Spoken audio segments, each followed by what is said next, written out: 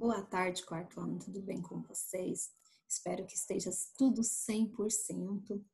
Hoje nós vamos sair um pouquinho do nosso conteúdo do livro e nós vamos falar um pouquinho sobre arte abstrata ou arte surreal. Tem um pouquinho de diferença entre uma e outra. Mas esse artista que nós vamos estudar hoje, o Juan Miró buscava traços abstratos, mas as suas obras eram, na maioria, obras com características surreais. O que seriam obras abstratas? São desenhos abstratos, são aqueles desenhos que não têm a figura. Você vê o desenho, você vê a pintura e não vê uma figura perfeita de algum objeto, de algum animal, ou que for, você não identifica. Mas o que? É uma pintura, é um desenho. Por quê?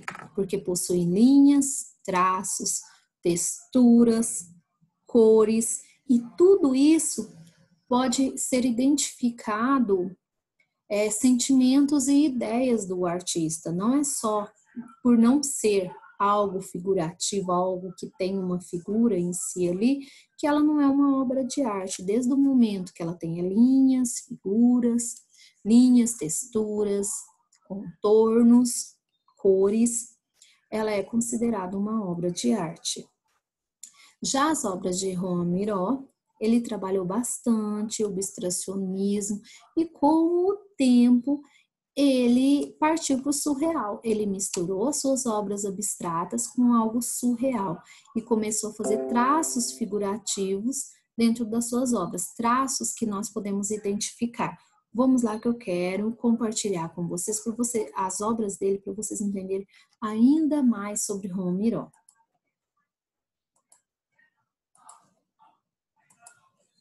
O Juan Miró, então, aqui nós temos uma obra, nós podemos identificar pássaros, podemos identificar olhos, né? Podemos identificar estrelas, mas de uma forma distorcida. Então, esse tipo de obra é que é denominada surreal.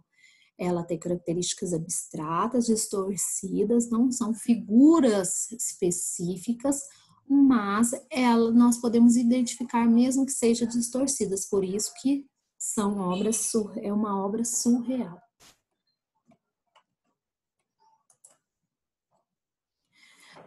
Mas quem foi Juan Miró? Quem foi esse artista que trabalhou, que fez esse tipo de obra com várias cores, com vários contornos abstratos, contornos surreais? O Juan Miró, ele é lá de Barcelona. Ele nasceu em 20 de abril de 1893. Desistiu cedo dos estudos e, após trabalhar durante 2 anos no escritório de sofrer um esgotamento nervoso, conseguiu finalmente entrar e receber instrução na grande academia de Galí. Então, é a partir daí, desses problemas psicológicos dele, que ele parte para a formação nas belas artes, a formação em arte. Ele foi influenciado por diversos movimentos artísticos, mas a sua maior paixão foi o quê? Foi a pintura. Em 1920, mais ou menos, em Paris ainda, ele inspirou uma mistura de vários estilos para realizar suas obras, criando, no fundo, um estilo próprio. Então, ele misturou as obras, os desenhos abstratos, ele misturou o surreal, as cores fortes, as linhas atenuantes, para estar desenvolvendo o seu estilo próprio. Então, era o estilo dele de pintar. E nós temos o dele de Village, que é um pouquinho mais real, mais figurativo, mas com traçados surreais. Nude. Embora ele tenha feito algumas exposições, ele foi considerado um grande pintor surrealista, principalmente na época do Miró, também outro artista surrealista. Então, ele saiu do abstracionismo, das obras abstratas, e começou e foi se basear no surrealismo, que é um estilo de pintura que até hoje em dia é facilmente reconhecível. usa o estilo de pintura do Juan Miró. Então, quando nós vimos os traços e as cores dele e esse estilo surreal, nós já reconhecemos. Em 1925, que as obras dele foram um grande número de obras foram acabadas e foram expostas em uma galeria em Paris, e foi um sucesso imediato. Então, só em 1925 que ele teve um grande sucesso. Algumas dessas obras, 1917, olha lá quando ele fez, né? Mas foi exposta em 1925. O autorretrato dele com traços surreais, porque são traços distorcidos, né? Não mostram a realidade da figura. The Farmer, que nós não temos contornos, mas nós temos as cores. Carnaval de Alerquim, que esse aqui é uma das obras mais famosas dele. É uma obra surreal com características abstracionistas. 1924 também. E, entretanto, acabou por casar em 1929 e com Pilar Juncosa, e ficou o resto dos seus dias e teve uma única filha também. Na década de 30, depois de sua estadia nos Países Baixos, dedicou-se a pinturas murais. O que seriam as pinturas murais? As pinturas em muros, grandes pinturas em tapeçarias, construções de cenários para teatro, entre outros, inclusive até o primeiro teatro Romeu e Julieta, ele que fez o cenário também, ele que pintou o cenário. E a partir daí ele teve um grande prestígio nas galerias francesas, até mesmo nas galerias americanas, pelo seu grande talento.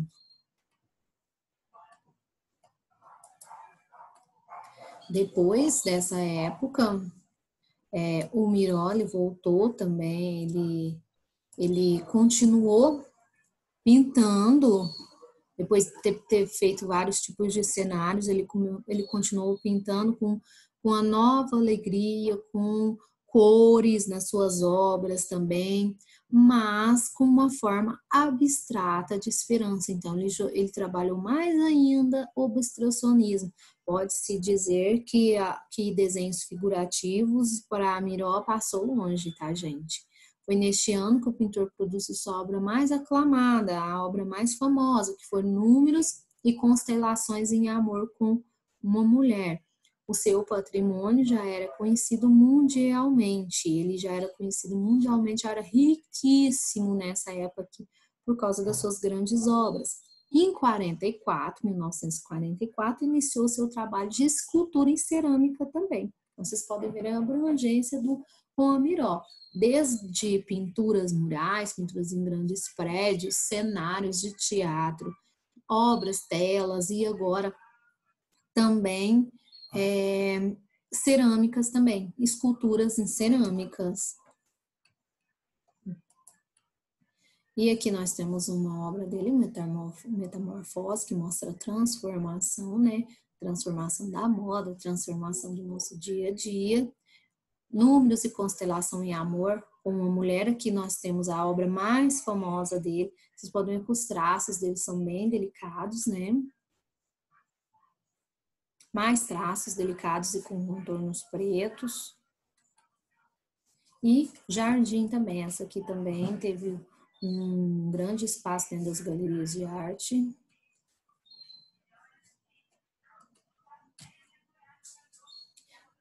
E também ele começou a trabalhar aqui, a partir dessas obras aqui, que ele começou a trabalhar a forma abstrata, mas acentuando uma cor bem forte mesmo. Ele gostava de bastantes cores a partir desse momento aqui. A partir de 1947 a 1948, os seus trabalhos enveredaram por uma vertente um pouco mais poética. Então ele mudou totalmente, ele começou a mudar o seu tipo de trabalho.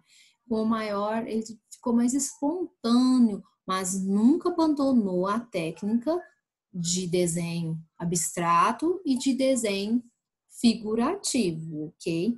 Em 1954, ele ganhou o prêmio de gravura da Bienal de Veneza, que é uma dos prêmios mais altos para os artistas que pintam em murais.